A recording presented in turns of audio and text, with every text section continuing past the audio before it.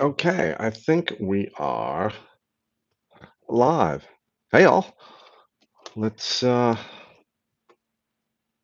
on the $3 reading glasses, fire up chat. You can let me know if you hear me. And let's see. Has it shown up yet here? There we go. Okay.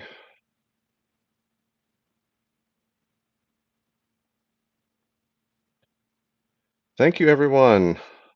Justin, thank you for joining us. Matt Millen, Scott, Bogfoot, Stefan Sard. Welcome, Thug Life. Awesome. Thank you, Stefan, Mr. Sard. Give a minute for some folks to show up. In the meantime, I can enjoy some coffee. A hot coffee. Hi, yi, yi. Fog Dog. Thank you, sir. Joe Stern, thanks for joining us. Maffey MC, Ruben, Kevin Villani, Queens, New York. Welcome. John Whistler.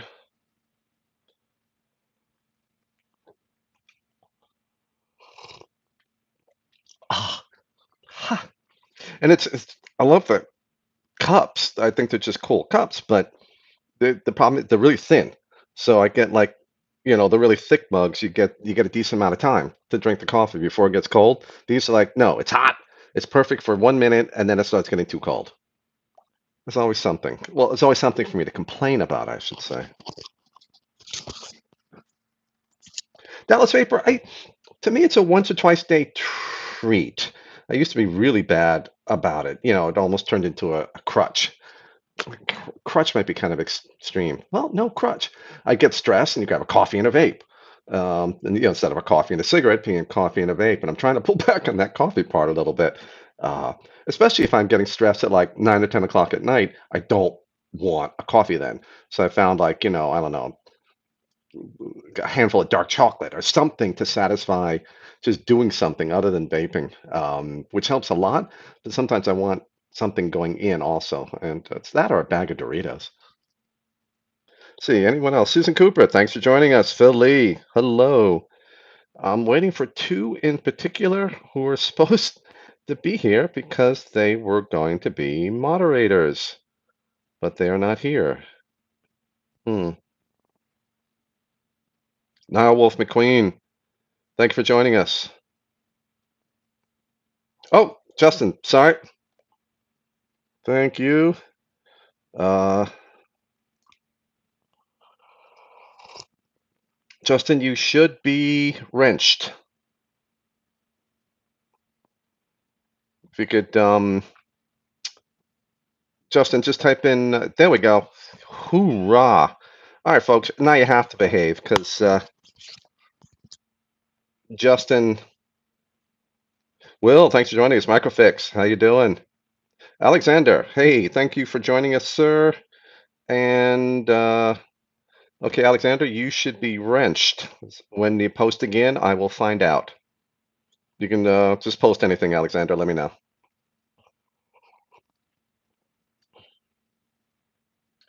Awesome. Thank you, sir. Okay, so in case Avery and his repeat bot show up again, it's okay. We can take care of them. All right, so everybody, if you have a question to me, please, you don't have to put # or @ or anything, just battery space Mooch. That way I get that nice bright red tag and I can see if it's a question. It helps me separate it from the inter chat participant banter, chatting, talk thing. Wayne Miller, why do you need moderators? Wayne, you should have said, I don't know if you were here for the Power Hour number 5, but we had a bot or someone repeating things like crazy. So it's just in case. It was a real pain in the ass. It took a bunch of time for me to deal with it. They're just here in case. And hopefully we don't need them. Ruben, where are the super batteries? Oh man, if you find them, let me know. Yeah, Fog Dog, whatever Avery was. Okay, we've got today. Um, yeah, Justin, I think you're right. We've got the Goon 1.5 on the clutch with a perfect combo. Some of that hit that donuts chocolate, which is all. Was that right side up for you? I hope so. Which goes great with coffee and Los Vapors Boricua. Boricua. Thank you for joining us. Black Rose 397. This my fugger here. Thank you, sir. Are you excited for the future of electric cars? The future, yes. Right now, nah. If I can keep this freaking thing in my ear. Uh,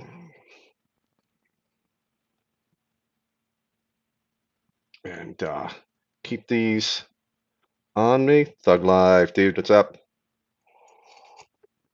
All right, enough hellos. Let's start diving in. Yeah, like 5 minutes in the tub here. Uh, where are the super batteries? And we see these announcements, all these incredible developments coming out now, of all these new uh, advances in battery technology. And we see that on the internet. I get it all the time in publications. Some of the things that I read, aerospace and defense technology, tech briefs, trade journals, industry trade journals that just list dozens of advancements in all kinds of topics. And they announce in here all kinds of some really esoteric stuff, but also some of the more generic, not generic, the more popular things that you'll see, like Tesla's million-mile battery, which we'll talk about, things like that. And the first thing someone's going to think about is, well, okay, where the hell are these things? And some of the technologies that I'm talking about here are solid batteries or solid state batteries, the lithium air batteries, lithium sulfur batteries, silicon batteries, Tesla's batteries, saltwater batteries, all these things we start reading about. And yet we seem to have maybe the same batteries that we had when we started vaping or we've had for years. And what I want to do is go down a little bit, just spend a minute on each of those technologies, a minute or two in each of those technologies, just to tell you what they are and give you an idea where they are in their development. And the first one's going to be solid batteries or solid state batteries. And solid state batteries I see used a lot for both those categories. For me, I think that's wrong, but a solid battery, for me, is just that, a battery that doesn't have liquid in it. Batteries we use now have a liquid electrolyte. It's an organic solvent, very flammable, with salt in it, lithium salt, that facilitates the lithium ions moving back and forth. Otherwise, there's no way for the ions to move back and forth between the positive and negative part of the battery. It's flammable. That's bad. So they're working on solid batteries that actually use a sheet of glass or a sheet of ceramic in between the positive and negative part of the battery because you can't let those touch. And the batteries we use now, it's a sheet of plastic that's porous. So they're going to use all solid, no liquids, just that solid piece of glass or ceramic and the positive and negative part of the battery group you have, and that's it. That's the whole battery. So there's nothing flammable to catch. Uh, it helps in terms of energy density, capacity, and things like that. But there are a couple of problems with that. Even though it offers greater safety, if you battery goes in the thermal runaway, you don't have a flammable solvent that's adding to the fire, literally. But think of this: you've got a sheet of glass, a sheet of ceramic, thickness of a human hair. It doesn't take a lot of abuse. So even expansion and contraction of the battery to start fracturing that ceramic and fracturing that glass. So some issues there. Some of the other problems with that is it's very expensive. Um, you can get very high energy densities from that. It lets you pack things closer together. It's just a more efficient battery in terms of the operation. But right now, it's something that they're just getting into low volume production and stuff and exploring. You may also have seen solid state batteries.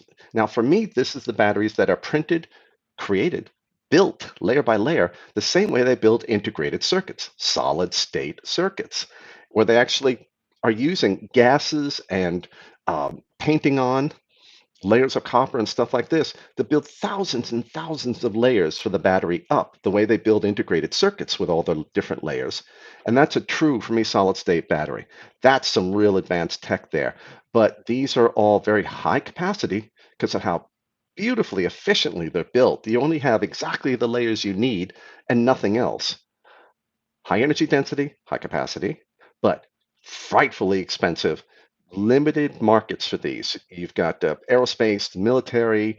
If Lockheed Martin wants to send up a satellite, solid state batteries may be perfect for that because $10,000 a battery. They're like, such a bargain, and they're off and running because it delivers exactly what they're looking for. Um, the thing that's perfect, all of these batteries, solid and solid state, because are low current rated batteries. Think about trying to pass ions through a sheet of glass. Yeah, you can make it porous. It's just a lot harder than a piece of porous plastic with a liquid that can carry everything back and forth. The applications, it's just starting to appear in niche applications now, automotive and what they call ESS, energy storage systems. So you've got a solar farm. You've got all the solar energy. You want to store it all up during the day. At nighttime, no more sun. Now you use the batteries to pass those things out. It's going to be fantastic for that, but it's a young technology now. The next one is lithium air batteries. And it's exactly what it sounds like. You've got lithium uh, metal of one part, and the other part is carbon with some metal catalysts, metals that act as catalysts, help with the reactions. And the battery's actually open to air. The air comes in, reacts with the catalyst, the oxygen reacts with the help the catalysts, and you start getting your current flow, getting the electrons stripped from the ions, things start passing back and forth. Problem is, moisture damages these batteries, and guess what? It's open to the air. Moisture's going to get in, so they've got some problems with these batteries. They're also very low efficiency. They're tough to make them work well, but the theoretical density, energy density it can get is incredibly high. When you're using a sheet of lithium, you can generate and create a lot of ions. And also, it's very good at storing lithium ions versus using graphite, particles of graphite we use now. So there can be tremendous energy density, tremendous capacity in these batteries, but they've got a lot of issues that they need to work through. Again, this will be working. Great for automotive uses, energy storage systems, because these also maybe can do some power cells with higher current ratings. Primarily, the development is more towards capacity. They just want how can we pack the most ions, get the most capacity in the smallest size. Another one is lithium sulfur. And this is one of my patrons that asked about this. Instead of using the oxide of metal, rusted metal powder in the positive part of the battery, they use sulfur. Makes for very, again, high energy density. That's what everyone's going for now, higher capacity. But problem is the sulfur expands way up when it's filled with ions, lithium ions, and shrinks back down again. So every time you charge and discharge, all the particles are doing this. This fractures the particles, creates high resistance points between all the particles, essentially ages and degrades the battery very quickly. So you get a low cycle life with this, and they have to play around with putting in additives, like essentially rubber coatings around all the particles, so the particles can swell into the rubber and not smash into each other and get all fractured. So they've got some things to work out with that. But they are starting low volume manufacturing, and it's got a lot of potential because of that higher energy density. This is very similar to silicon batteries. Silicon, though, expands up to 400% when you pack it full of lithium ions. It holds extraordinary numbers of lithium ions, which is why it grew so big. But that expansion contraction causes the battery literally to self-destruct, slowly aging over time. So again, tremendous energy density, a lot of potential, but right now it's just not there. And let's take a quick break. We'll take a look at chat.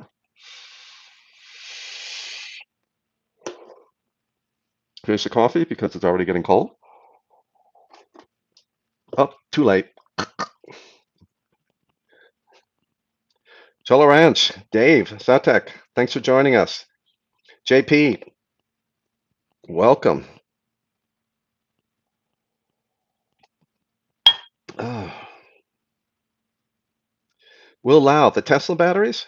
Oh, we'll get to those. Actually, they're not available anywhere except through excess inventory. Um, Stuff that's sold, that's fallen off the back of the truck, quote unquote, things like that. Does a lot of potential mean a higher voltage? Uh, no, I don't know which potential could mean that. I think if I was saying potential, potential is a technology. It's got great potential to deliver lots of energy or something like that, or lots of benefits for mankind kind of potential. How are solar farms storing power now? Scott Bogfoot. Some of them do it in heating up oil or saltwater chambers underground. Some of them are using batteries to do it now, but a lot of them are using fluids and things like that. But a lot of them are using 100 trillion lead acid cells, and there's some problems with those because you can only discharge them halfway. You really can't use a lot of the efficiency. The weight is extraordinary. The maintenance is incredibly high versus lithium ion, which you can get a lot more energy density, namely a lot more capacity for the size. Maintenance is a lot lower and things like that. You do have to pay attention to some things. Lithium, your warehouse full of lithium ion batteries stacks catches fire. That can be pretty interesting.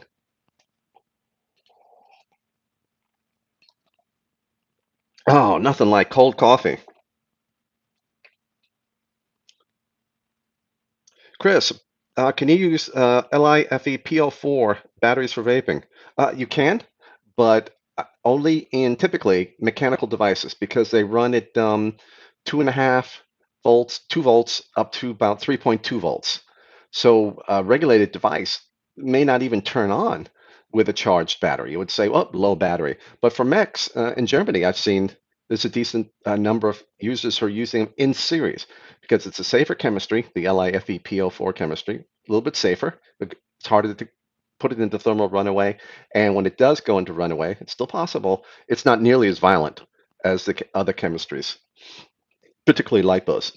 But you've got to put two of them in series to get yourself up to about the 5.5 volt range, 5 volts maybe during use that these will sag down to. Phil, you're right. DNA boards, dicodes, and there's somebody else where you can set to use LiFePO4, but that's in the majority. Everybody else's mods, it's just too low a voltage. Nick McMinn. So iPhone was going to implement a new tech charger and battery. Can't think of the name. Want to say it starts with a G. I haven't heard that yet. A new charger and battery. But new advancements all the time. It'll be a little evolution. They'll play it up to some big huge thing. But this it's we're going into the developments here, and we'll see where these developments are. Um, okay, let's dive back in. Um, Saltwater batteries. You may have heard of those, and what's particularly attractive about these is it uses salt water for the electrolyte, where we're using salt paint thinner essentially right now in the batteries that we're using, organic solvents with a lithium salt. Well, saltwater batteries use lithium salt still because the lithium salt helps lithium ions move very efficiently. But by having that water in the electrolyte, that means you've got water in the battery already in case there's a battery fire or goes in the thermal runaway. Now, it does not perform as well as organic solvents, which is why they started using organic solvents anyway. But you've got a much safer battery in case it goes in the runaway. And I posted this to my patrons, my Patreon patrons, and where most of my posts have been going lately, where the U.S. Army is developing these. And it made perfect sense because you've got enough things to worry about in combat than your backpack or something on your belt all of a sudden turning into a model rocket engine with flames and molten metal shooting all over the place because it got hit by a piece of shrapnel or a bullet pierced it and short circuited the batteries. So there's some real opportunities here, but the performance is low. It's just beginning to come to market in niche applications. The batteries the Army's working on, they've been working on it for 5 years, and they have prototypes now, and they're not going to start fielding it to get feedback for another 4 years. So it takes a little bit of while. Something I thought was interesting for a super battery candidate is a battery with a tiny ultrasound device, an high frequency sound emitter. And batteries now, I don't know if you've heard of dendrites, metal crystals, little fingers that form on the two sides of the battery when they're charged too slowly, excuse me, when they're charged too quickly or discharged too quickly, charged when they're cold, or just as they age, or charged at too high a voltage. And if these grow from the two sides, poke through the plastic separator, insulator between them, and touch, they can very slowly discharge a battery down, slowly being a week, a day, or a month versus years, or they can short circuit hard enough to bring the temperature up high enough to send the battery into thermal runaway. You fire, maybe an explosion. That's bad. So anything we can do to keep these dendrites performing if it's good and can help with battery life. Well, a university in California, San Diego, I forgot which university, found that by having this little ultrasonic emitter embedded in the battery, they can get a little bit of flow of the electrolyte. There's no sloshing fluid there. This is just kind of think of e-liquid and cotton, getting that to kind of just ooze and flow around. They can actually keep dendrites from forming. That can help any battery that uses the technology extend its life if it's susceptible to dendrite formation. And the lithium metal batteries are especially susceptible to that because you've already got lithium metal there, which is really good at initiating formation of dendrites from it. Being able to disrupt that makes it easier for us to use the higher energy density that lithium, greater capacity, that a lithium metal battery can provide. Then last for the super batteries, Tesla. You may have heard of their million mile battery. Now, it's interesting. The million mile battery is a standard NMC nickel manganese cobalt battery, which is the chemistry used by a lot of the batteries we use for vaping. But they found ways, like a lot of other companies have, to extend the life of the battery, to keep the aging to a minimum, extending the cycle life of the battery. And when you add up all the numbers, you end up with a battery that maybe would last long enough under ideal conditions to let you drive your car a million miles. But right now, that's a standard battery with just a little evolutionary jump to make it the cycle life increase to a point where you can use it. Now, Tesla has also started up their own pilot assembly line to make their own batteries. That's exciting because they've been using Panasonic, Samsung batteries. I believe their China plant is using LG Chem batteries that they're purchasing for that. And one thing about this new assembly line, a lot of people are getting all excited about, oh, these Tesla batteries, they're going to make them, they're going to be incredible. I don't think so. I don't think this assembly line has anything to do with a new battery chemistry and new battery performance. Tesla should be, rightfully, is obsessed with efficient manufacturing, uh, lowest price per cell for the manufacturing cost, and bang out as many cells as they can. They need cells. They bought a company called Maxwell Technologies, which makes ultracapacitors.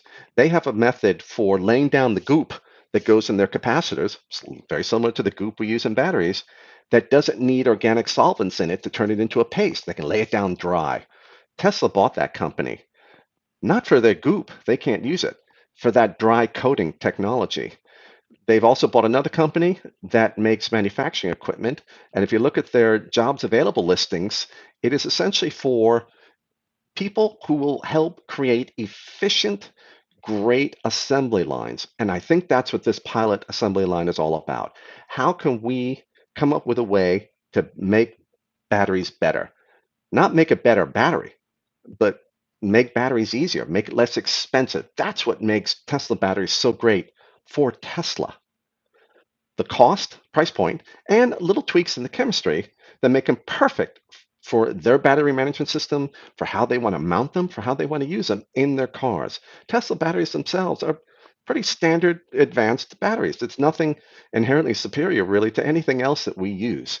They're just good batteries. But we get good batteries already, 30Ts, 40Ts, P42As, 20Ss, even Sony VTC series are already great batteries. Uh, I have nothing against Tesla. This is just, the truth. so, so where are all? I mean, those are the technologies we read about now. So where are all the super batteries? They're in the devices you're using right now. They're in our tablets. They're in our cell phones. They're in our mods. What we're using though are the super battery announcements from 2 years to 5 years ago. 2 years ago, 5 years ago, there was an announcement made of this technology, maybe 100 announcements through a brutal commercialization process. Two or three of those made it up until a couple of made it through, and a couple of years ago, they started manufacturing batteries using some of that technology. And that's what's led to the highest capacity, highest current rating batteries that have ever existed on the market. 2 years ago, we didn't have 30Ts, 40Ts, P42As, 20Ss, and all these things. We had Sony VTCs, but the latest generation of batteries, the 21700s, are a decent jump above that. That's the super batteries that were announced 2 to 5 years ago. All the announcement we're seeing now, that's what's going to be in our batteries, what makes it through the commercialization process 2 to 5 years from now, unfortunately.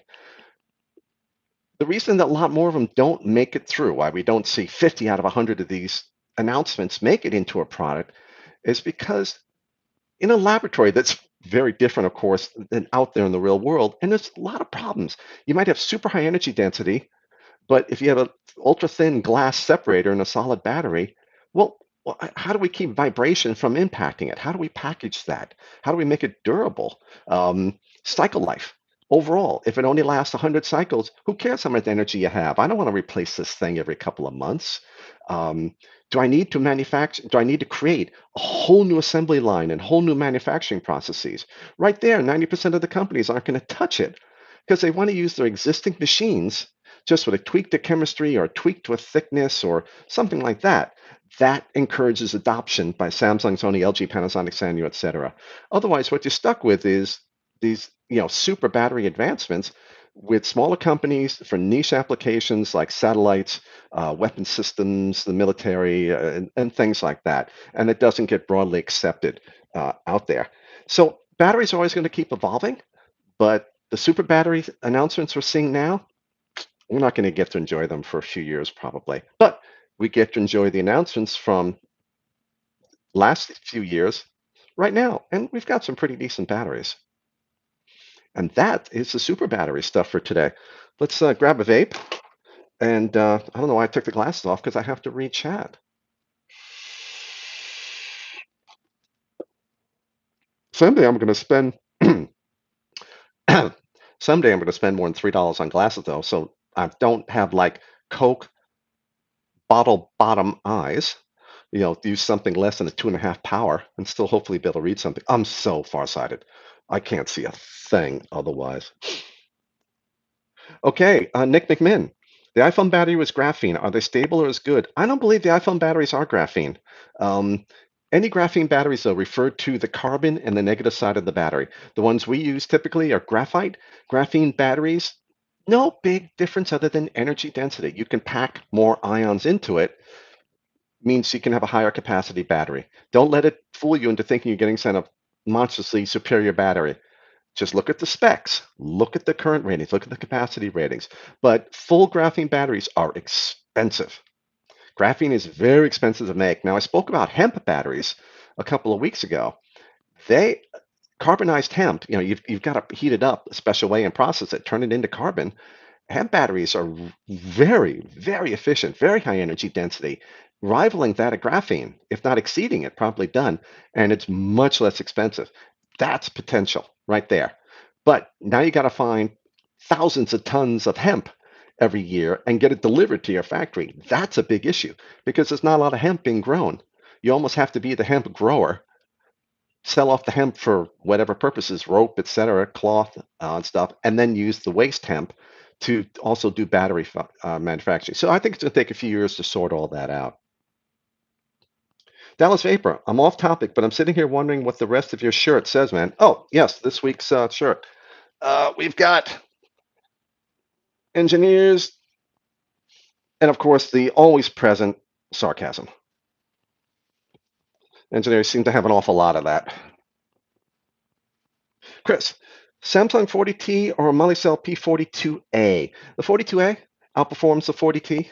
It outperforms the 30T in a mech if you take your batteries down a little bit further than usual. After like the first third of the discharge, the 42As even outperform a 30T, but they outperform the 40T a little bit. Build an e-bike pack. They are fairly close to call, but I'd say pick the P42As. They have slightly better cold weather performance from what I've seen too. A lot of it might depend on price. Scott Bogfoot, are you familiar with molecular motors, and can that tech be used to keep charge in large batteries while they're not being used?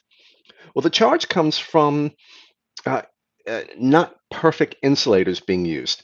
The battery will self-discharge because the electrolyte that's there conducts 0.001% uh, you know, of the current leaks through. So the battery just leaks through internally and self-discharges. So molecular motors, in terms of moving something around, like the electrolyte or something like that, won't address that less than perfect manufacturer, less than perfect insulators.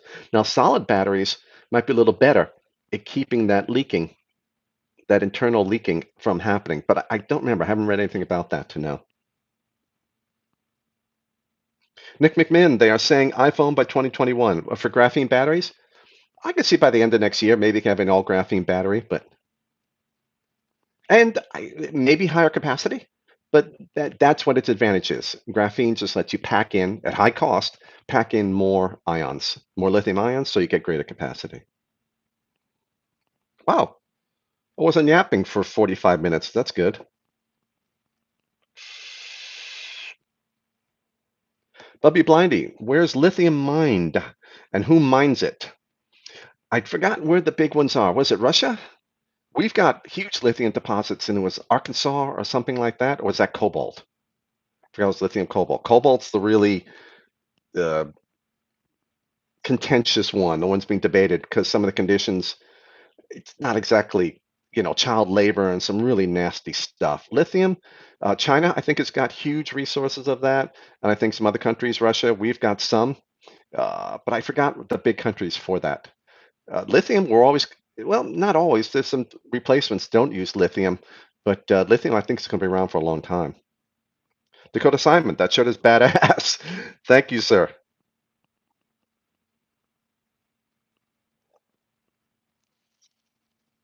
Austin P, $1 super chat. Thank you very much, sir.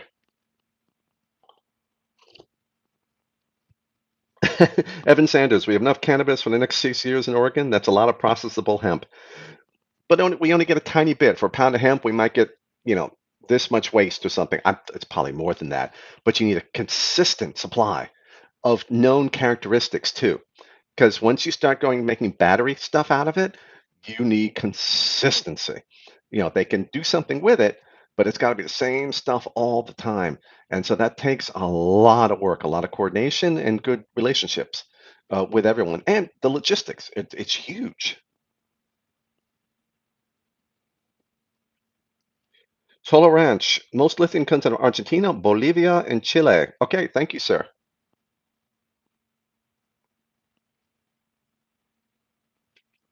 Chris, 10 quid. Thank you. Have a beer on me. Appreciate the knowledge you continue to bring. Thank you very much. It's that, all my vices. It'll be beer, coffee, or dark chocolate. And I think dark chocolate's underappreciated. For me, whatever chemicals are in there, that just, boy, 30, 50 grams of that, and I've got a smile on my face. And maybe it's just the caffeine. Not a lot. Maybe 15 milligrams of caffeine in that, but it works well. But I will use it for a vice. Maybe just a beer, a couple of beers and a bag of Doritos, real American health meal. But thank you.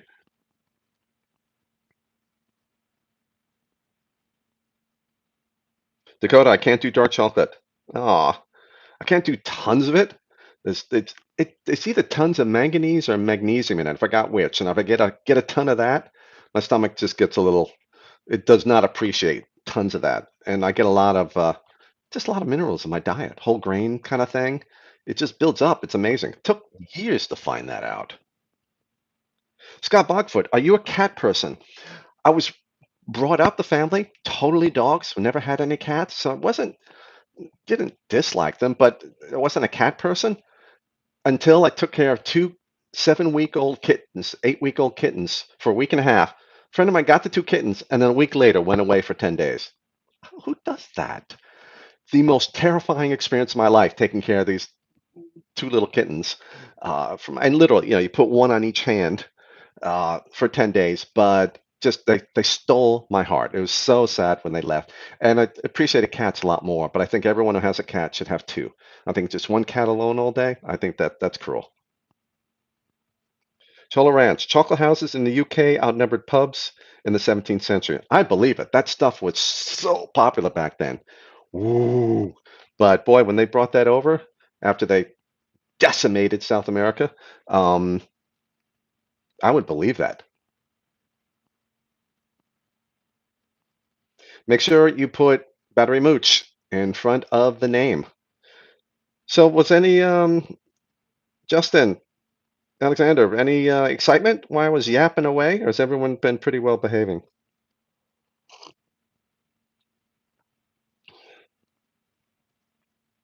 JP Solari, to produce better carbon electrolyte by frying corn seems cheaper. Huh? I just drove 13 kilometers for a ragdoll cat. Ah, okay. Justin, thank you, sir. Of course, now that we arranged for moderators, thank you. We don't need them, but I guess that's good. Mike Berg, howdy. John Whistler, you stay with the 60%. Yeah, I like to bounce around 70, 77, and then up to 85, and then back down again. I found that if I go to like 50 or 60, it actually tastes too sweet. I need to get some 80 or 90 or something to bounce between it. I like variety. Craig F., any word in your charger idea? We're talking months, year for this kind of thing. Multiple developments going on in the background, but nothing to talk about or announce yet. Development continues. It has not stopped, but there are a whole lot of things being discussed and other things going on to turn it into something. And then the 6 months of testing, even once it exists. Was Yorkshire Vapor? How are you, sir? I'm doing well.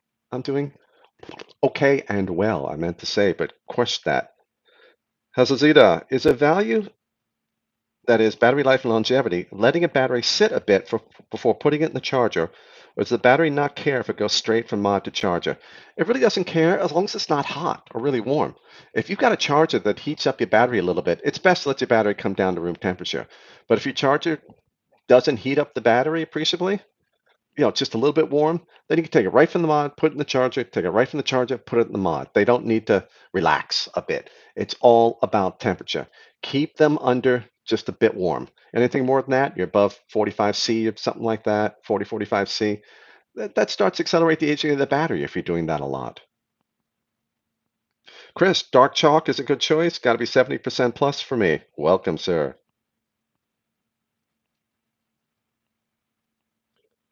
Susan, is that a question for me? Got to put battery mooch in front. 10 amp batteries for 30-watt vaping and a 2 battery mod. 10 amp batteries are best at 5 to 7 amps. That's 15 to 20 watts each. So two of them, you can do 20 to 30 watts. So 30-watt vaping and 2 battery mod, it'll probably be about right. Probably be okay. You don't want to go any higher than that. Scott Bogfoot, are there any vaping chargers that have built-in muffin fans? Well, I think there's like 40 millimeter fans or 30 millimeter fans in, what is it, the Opus, I think has fans. Somebody's got a pair of fans. Cheap little 2 cubic foot, just a gentle tiny breeze fans. They help because there's a lot of heat inside that thing, but nobody's got. I've always had to modify the chargers I use and put a 90 millimeter uh, fan on it. But if you use a 12-volt fan and you have a charger with USB output, 5 volts into a 12-volt fan makes for a nice gentle breeze that cools the batteries and the charger, and you don't have to wire to anything else except, you know, bodging up a cable to plug into the back of the charger.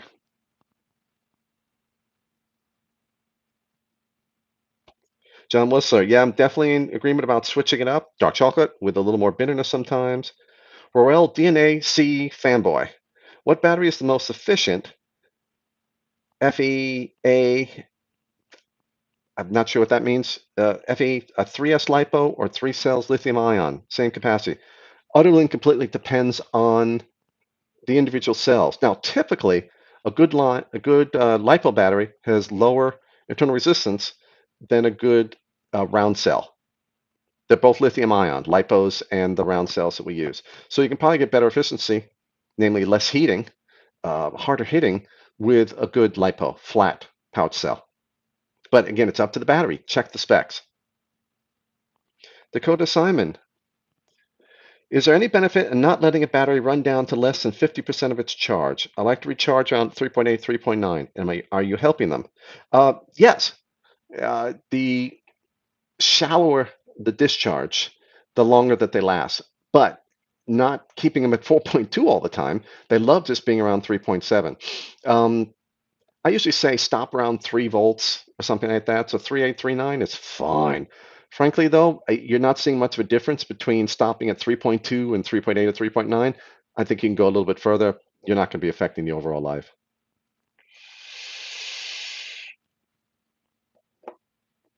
That was dangerously close to a dry hit. Somebody in Arabic, if you have to choose between DNA 250C and whatever chip from China, what would I choose?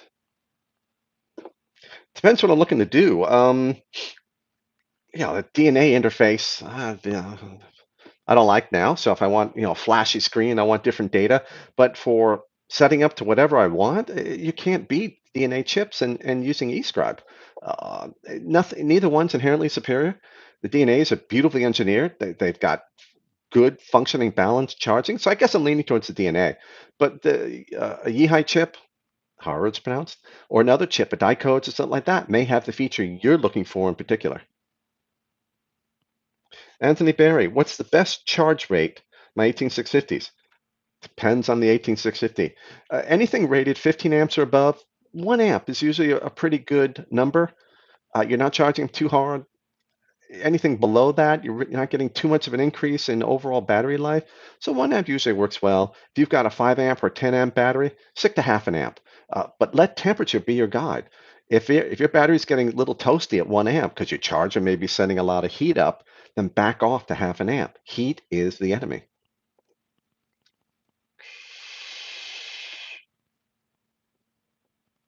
Austin P., what in your opinion is the best charger with more than 4 bays? No recommendations, especially for a 6 or 8 bay. What each of us looks for is so fundamentally different when it comes to chargers. What I want is the ultimate flexibility. I want to be able to charge to 4 points,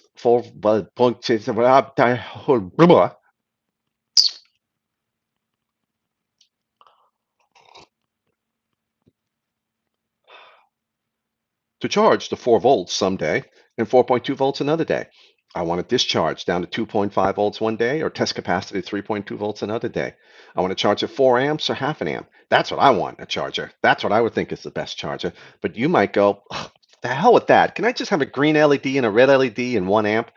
So it's very different. I have no recommendations. I'd say follow the link in the description section to my blog at ECF. There's a link to my charger tests. There's a summary at the beginning of each test report.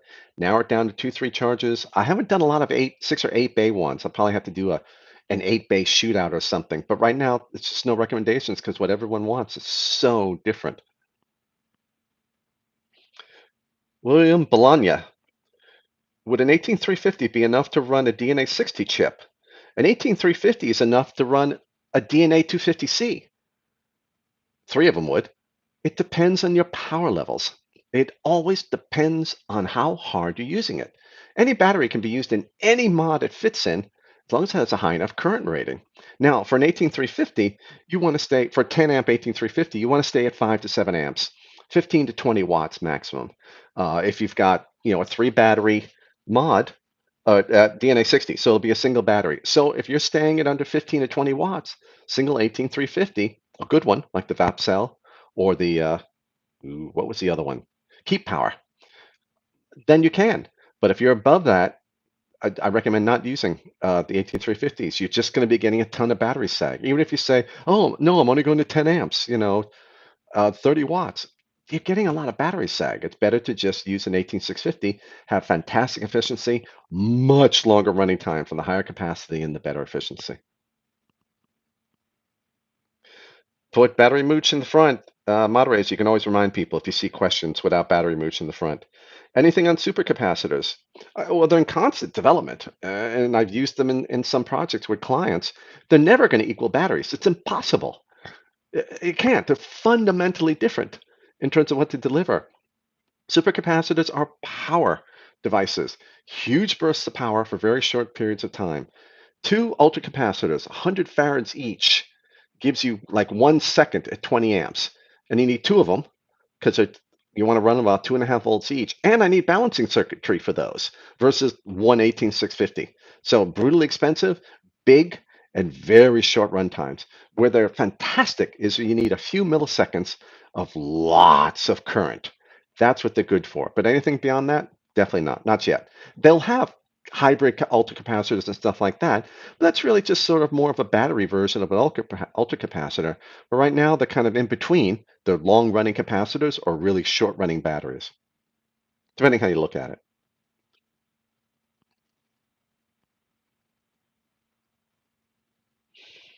Austin P, that's what I was kind of asking. Um, Most feature-rich charger would have been more appropriate to what I meant. Oh, probably the Dragon, the Extron Dragon.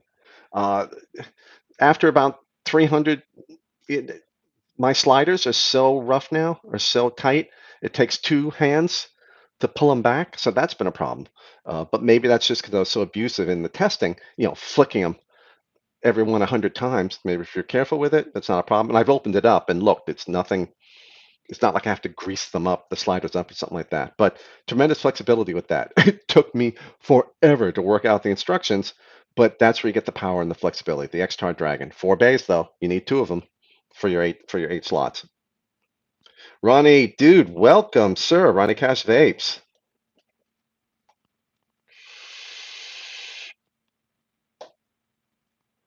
I hope home life has been good to you, Ronnie, and thanks for joining us.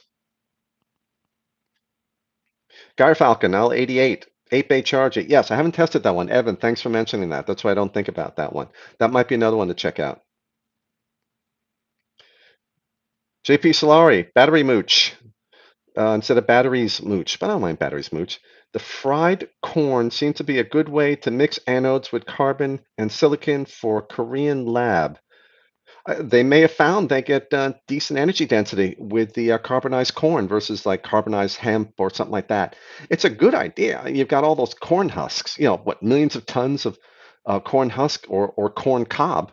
You carbonize that. That may be a good solution. Bubby Blindy, 1 billion farads. Yeah, it just kind of, is that possible? Yeah. I mean, I've used, let's see, 650 farads just in one can. You're just building a bigger can. At certain points, it just becomes kind of ridiculous. Because why do you want to move a 2-ton capacitor? Something goes wrong with it and you're out, $1 million. Kenny B, how long till we see batteries we use with graphene? They're already out, very expensive, very limited niche applications, but they're out there. All graphene, you get the bullshit, they put in one sheet of graphene, they call it a graphene battery. I saw that a couple of years ago with the lipos. Preposterous bullshit they're doing. But all graphene anode batteries, the negative part of the battery, instead of graphite, what we use, they're out there. But it's in niche applications because, yes, you get higher capacity, but it's a lot higher price. We're going to need volume manufacturing. We're going to need, someone was mentioning, Apple is going to have graphene batteries in 2021. That kind of stuff comes up. Now the raw materials come down in price because volume goes up. And maybe that can start working their way down to Samsung, Sony, LG, Panasonic, Sanyo, etc. Thank you, Alexander. Yeah, just if you see questions, just let them know. Justin, vaping isn't pulsing, it's continuous discharge. I call it non-continuous discharge. Thug Life. Put battery mooch in the front. I store my batteries at half charge. Is that okay, or should they be fully charged? Half charge, dude.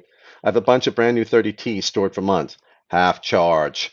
Check them every 6 months. Bring them back up to 3.6, 3.7, 3.4 is okay. You just want to keep them floating in the middle. The lower the voltage, the better. But if let's say you stored them at 2.6, you're going to be checking them every 2 weeks to bring them back up to 2.6 because you don't want them to hit 2.5. So keeping them about halfway point, that's a good compromise.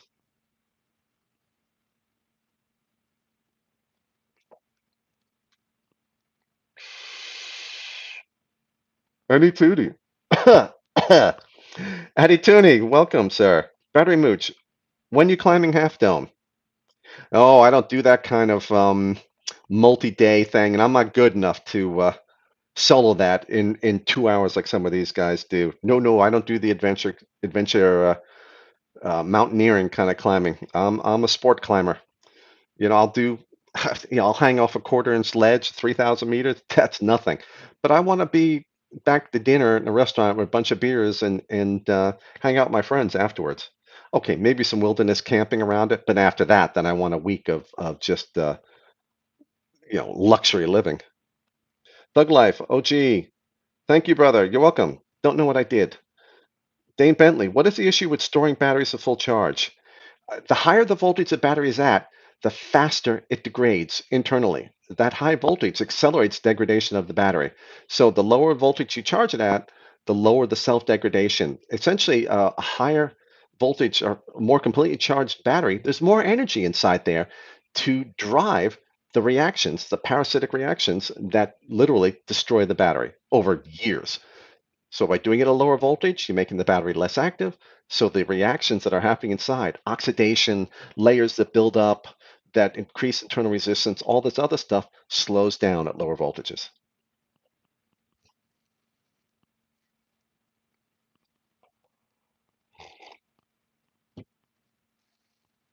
William Bologna got a couple of MREN 18650s. They're so bad, will only power my DNA 60 to 23 watts with 100% battery bar. Yeah, that's probably some overrated 5 or 10 amp batteries. Phil Lee, is it possible that Tesla making their own cells may lead to other manufacturers needing to find new markets for the like US for the production capacity? Perhaps. Um, but that might be quite a ways away before Tesla comes out. Remember, the existing market will never disappear because Tesla's making battery for themselves. So the manufacturers don't lose customers outside of that. They'll still have all those customers still available. Dane Bentley, okay, gotcha. Don't remember what I bid, but thumbs up. We got about 8 minutes left because not another vape show's on, and I'm not stepping on their toes. Fog Dog, is there any reason not to use the cheap ass Nightcore chargers? Uh, all the Nightcores I tested heat up batteries and accelerate their aging. They were reasonably accurate. Most, I think only one model didn't survive my drop testing. So I'm not going to say they're great, reliable, awesome battery chargers to use, but I didn't find anything inherently wrong with them. Any battery charger, any particular charger can cause a problem. These are inexpensive devices. Any electronics can fail. But other than the overheating, which is pretty universal across the chargers, because the night cores have that AC/DC power supply in them. It's not in a separate brick you plug into the wall or have on the desktop. So all the heat from that is fed to your batteries, and that's not good for the batteries. But if you've got a charge rate that doesn't keep them more than a little bit warm, nothing inherently wrong with them. But again, charge when you're round and awake, and only on a non-flammable surface, because you don't want to be that one in a million and suffer the consequences of being that one in a million, having a charger, set something on fire when you're asleep.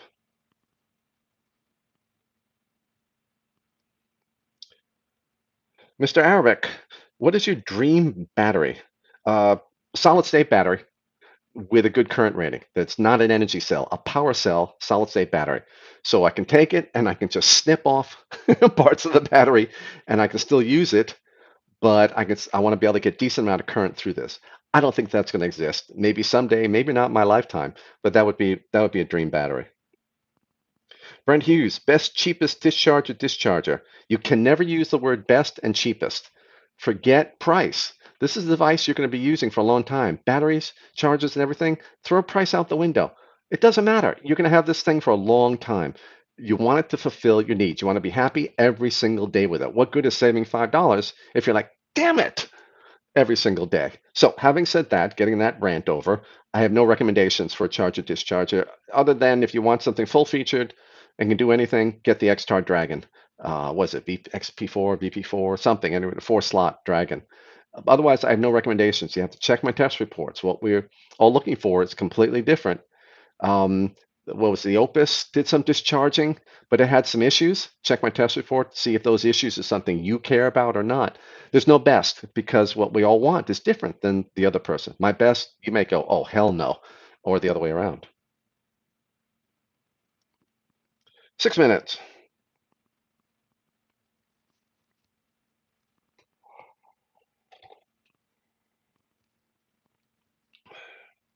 Dragon can do lipos. Yeah, Dragon's LIFE PO4s, uh, lipos, but lipos get charged exactly the same way as And they're lithium ions. They're 4.2 lithium volt lithium ions.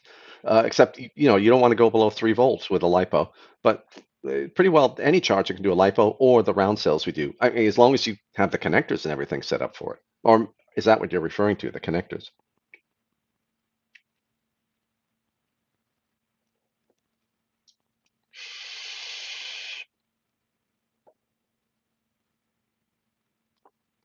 Philly, yeah, but they have the 4S connector. Is this the one with the balance connector in the back? I forgot. They all blurred together, and I haven't looked in chargers in a while. Killer Callie, I happen to catch your question, but everyone, please, battery, space, mooch at the beginning of any question, please. Or sit there and just badmouth me because I'm never seeing your question. Will quick charging batteries degrade them any quicker noticeably? Absolutely. If they're getting more than a little bit warm, quick charging is one of the best ways to turn a battery that lasts 3 to 5 years into a battery that lasts 1 year. Everyone wants quick charging for the cell phones. Guess what? These people have to replace the batteries every year because of the quick charging.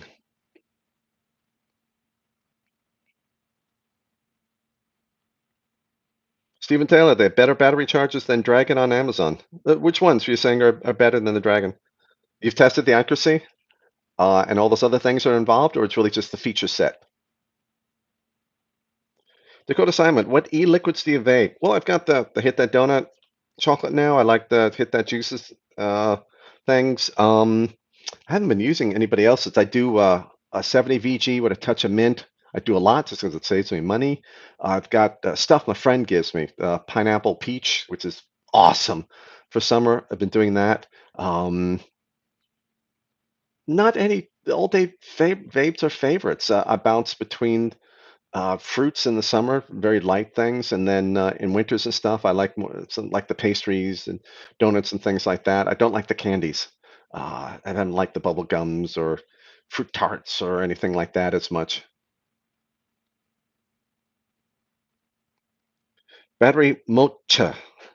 Anything on nuclear batteries? Someone asked me about that before, or am I just thinking because I watched something about nuclear batteries early? Well, nuclear batteries have been around for decades, being used in satellites and etc. I just saw a report earlier today on Russia has miniaturized nuclear batteries for like cell phones and stuff.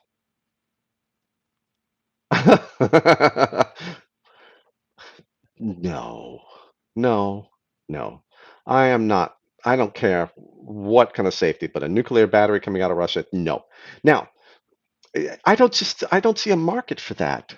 Radioactive decay, beta particles shooting out, which, by the way, can cause lots of damage in the body. You've got to put shielding on it. So you need a battery that's shielded.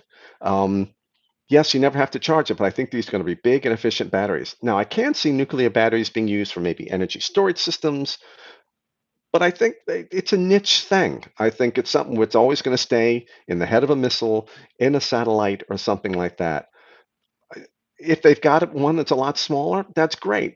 5 years from now, I'd like to see what happens to that. Is this something someone's really gonna carry in their pocket? And also with that shielding and everything else that's going on with that battery, how much room is there left for capacity? Yes, maybe it lasts, 50 years, but if it's a 100 milliampere hour battery, I'm not interested.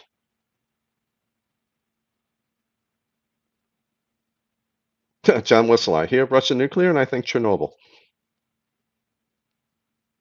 The thing that gets me, America, we actually had prototypes of a jet-powered military bomber. The military had a bomber with a nuclear reactor in the back that was used to create, I forgot if it was a steam turbine.